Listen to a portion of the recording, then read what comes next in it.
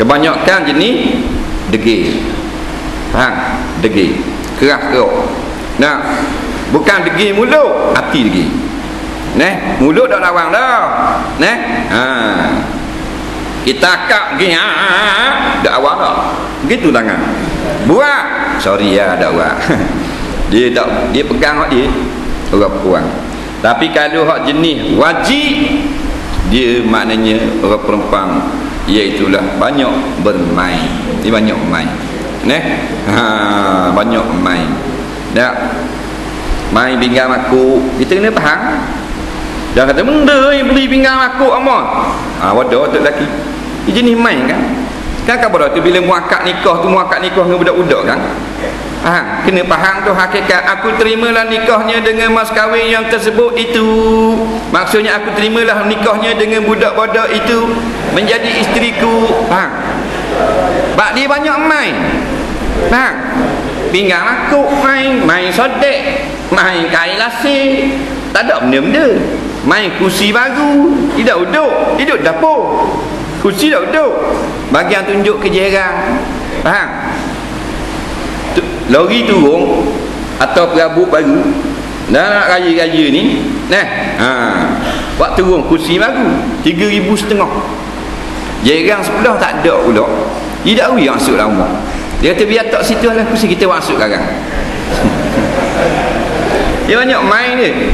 Jadi Cina balik Jadi sekarang jiran dia balik dia sibuk suruh anak dia akak kursi baru. Tidak, kalau masuk dulu jiran tak nampak. Dia penting publicity. Nampak? Dia tak duduk kursi 3,000. Anak idiot marah. Main tak kursi yang main. Main duduk. Hei.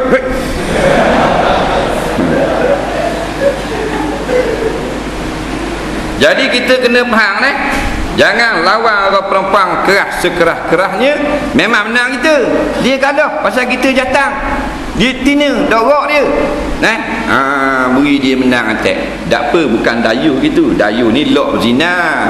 Lok buka aurat dengan terawa kali tu baru dayuh. Lok maknanya perangai puang dia tu, perangai jenis perangai. Tak dengar kata tu biarlah dia. Jangan kita nak menang belaka. Sebab kalau kita lawan memang menang kita. Dengan kaki tangan menang kita dah. Kalau badi boxing siang menang kita. Tolak duk tangan kita jadi siang ke dia. Tu dah salah dia. Salah dia. Berlawan pasal dia dak nolak dak akut kita. Tak akut.